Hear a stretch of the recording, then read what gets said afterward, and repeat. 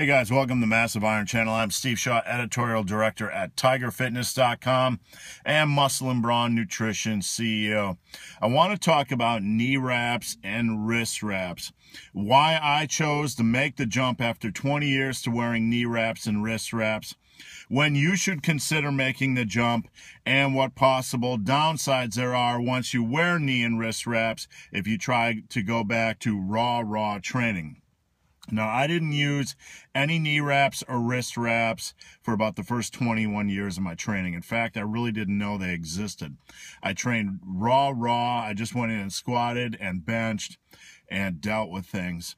When I started to push for end limit strength, when I got involved with powerlifting and really push for 1 rep max increases, I saw some consistent hamstring strains when I was squatting for reps, and I started to pick up palm strains and wrist strains when I started to bench consistently over 400.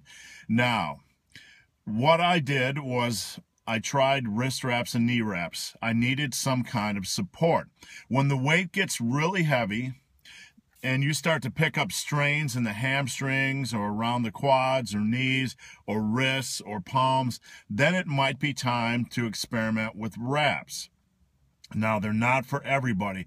If you never push for that end limit strength, if you don't get involved with powerlifting, if you've added a substantial amount of strength and you've added a quality amount of muscle mass, but you don't feel any strains or pains, you probably don't need wrist wraps.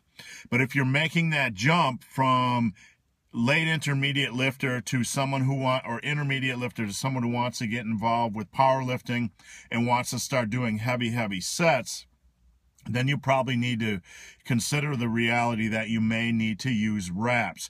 If you're picking up strains in an area, in one of the joint areas, your wrists, your palms, your knees, etc., it's good to have some support. They help.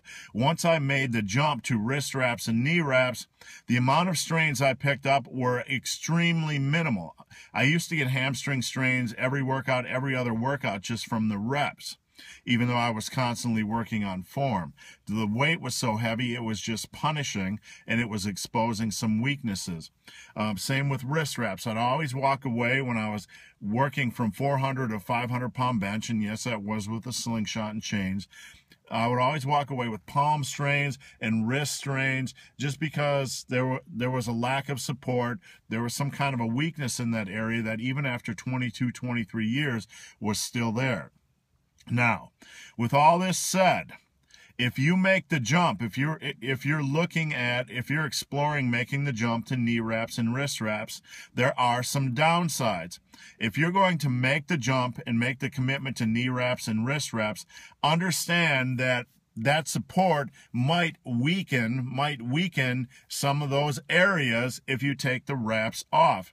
I've found that when I squat now without knee wraps, that area, those ligaments and tendons or whatever, feel weaker. So the muscles are holding the strength, but the tendons and ligaments seem weak in a relative sense compared to where those muscles are at.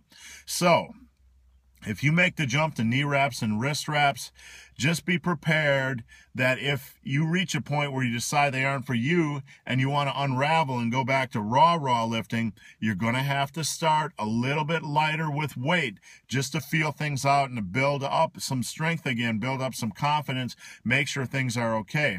The first time I squatted raw without knee wraps, after 5 years of wearing them, I picked up a minor glute tear. That's reality. I'm not saying anything like that is going to happen to you, but that's what happened to me. So if you make the jump to wraps and you decide they're not for you and you've worn them for 4, 5, 6 months, if you go back to raw, drop that weight and start progressing up slowly. Make sure your body can handle it so you don't expose some kind of a weakness that you've created by wearing wraps. So guys, hope this video has been of some help. Guys, if you have any questions or comments, there's a Q&A link below. Come on over, post your questions in that Q&A link. I answer every question posted. The best questions I turn into a video on Saturday, so look for my Q&A video on Saturday. And guys, if you made it this far in this channel and have yet to subscribe, please do. I'd appreciate the support. If you want to connect with me on social, there's tons of social links below. Come on over and hook up. So guys, as always, thanks for watching. Have a great day.